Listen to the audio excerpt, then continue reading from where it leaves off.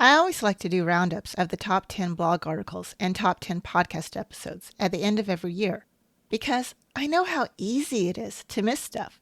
Sometimes we have the best of intentions to go back and read or listen to something, but other things come up and then we forget. So it can be helpful to have a reminder at the end of the year for some of those articles that we might have missed. Nature isn't just out there in some far-off exotic location. It's all around us, including right outside our doors. Hi, my name is Shannon Trimboli, and I am the host of Backyard Ecology. I invite you to join us as we ignite our curiosity and natural wonder, explore our yards and communities, and improve our local pollinator and wildlife habitat. Hi, everyone. Before we get started, I want to thank all of our supporters on Patreon. Each month, they go above and beyond to financially contribute towards making the Backyard Ecology blog, podcast, and YouTube channel possible.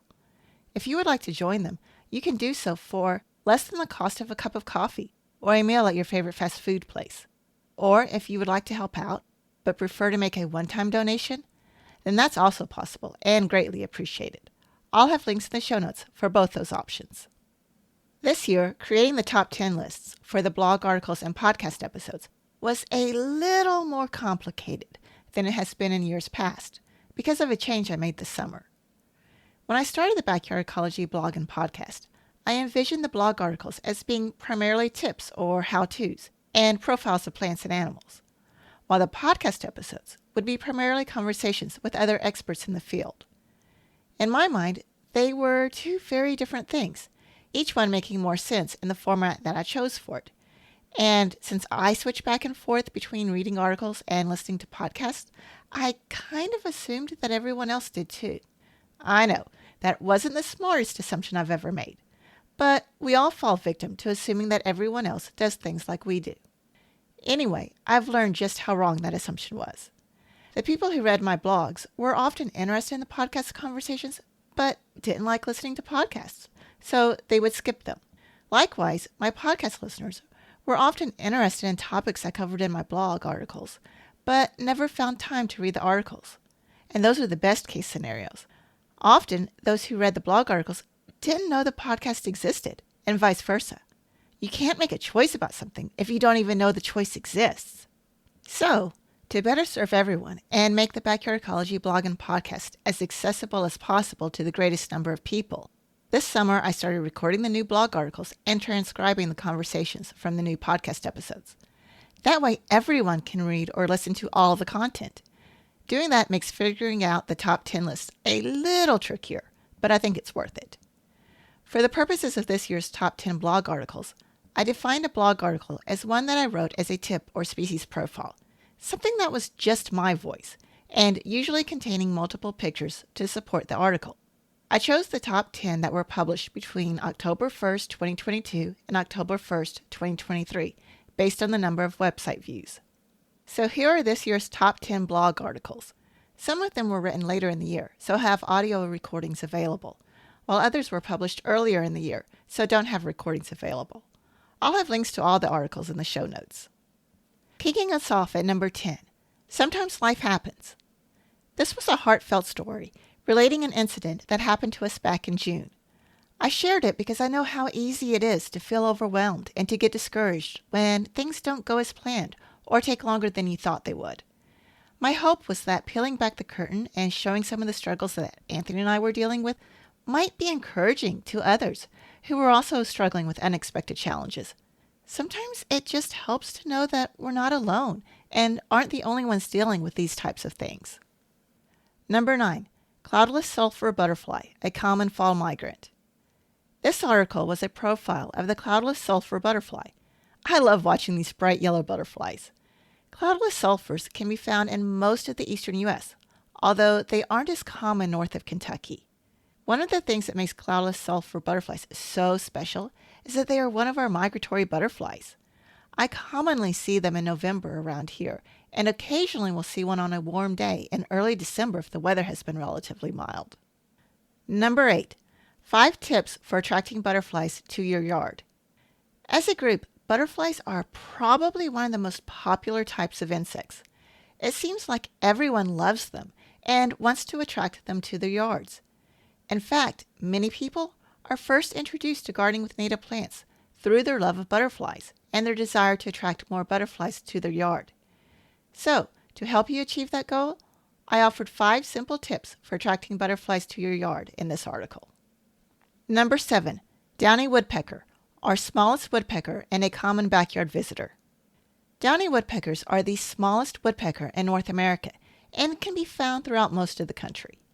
If you enjoy watching birds on your property, then you've probably seen them because downy woodpeckers are common visitors to yards and feeders. In fact, this was the second species of woodpecker that I learned to identify as a kid because it was such a common visitor to our feeders. In this article, I provide a profile of downy woodpeckers and how to attract them. Number 6. Allegheny chinkapin, an underutilized but excellent nut-producing shrub. Anthony wrote this article to give me a little extra time to work on some behind-the-scenes projects. The Allegheny chinkapin, or dwarf chestnut, is a native nut-producing shrub that can be a great option for yards, but is often underutilized. In this article, Anthony describes the shrub's biology, life history, uses by pollinators and wildlife, and how to best incorporate it into your landscape. Just as a side note, he also has a video on this topic if you'd rather watch a video than read an article. You can find the video on the Backyard Ecology YouTube channel. Number 5. Why are some native plants unavailable early in the season? As the weather starts to warm up in the spring, many of us experience the same symptoms, the gardener's itch. We want to play in the dirt and plant our entire garden. The nursery center is overflowing with all kinds of blooming plants, only makes the symptoms worse. But as native plant gardeners, it isn't always possible to plant everything as soon as the weather warms up in the spring. Some of the species that we want to add to our gardens may not be available until late spring or maybe even the fall. I talk about why that's the case in this article. Number 4. Native ground nesting bees, important early season pollinators. Did you know that approximately 70% of the bee species that are native to North America are ground nesting bees? Note, we're not talking about yellow jackets. Those are wasps. Many of our native ground nesting bees are active in the very early spring, sometimes before the trees fully leaf out. We have a colony on our property that is always active in March. These species have a fascinating life cycle, much of which is spent underground and out of sight. In this article, I talk about ground nesting bees, their importance, and what to do if you have them on your property. Number 3. Spicebush, a native shrub with plenty to like. Spicebush is a shrub that is native to much of the eastern U.S. It is one of our early blooming shrubs with flowers appearing before the leaves.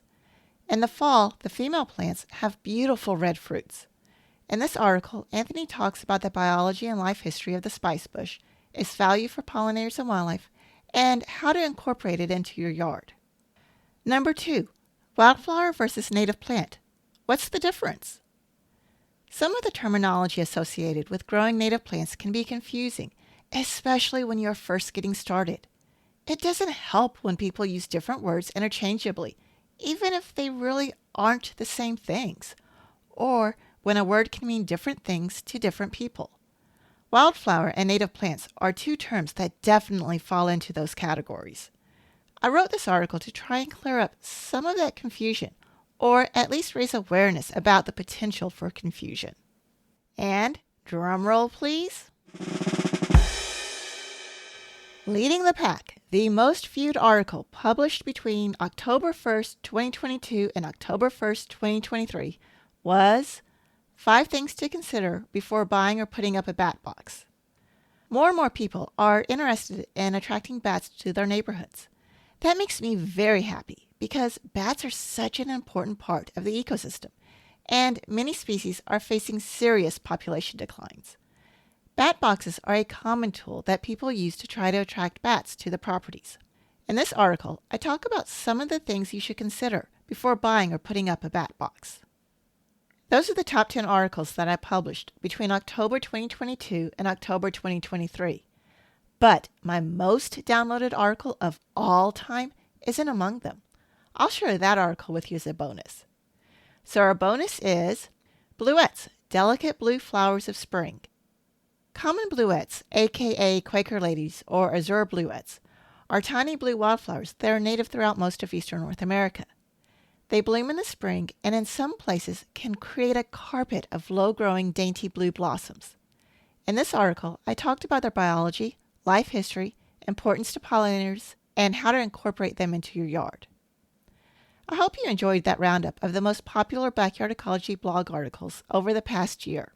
What's your favorite backyard ecology article? I'd love to hear about it. And if you haven't found the podcast or YouTube channel yet, I encourage you to check them out. I'll have all the appropriate links in the show notes. Until next time, I encourage you to take some time to explore the nature in your yard and community.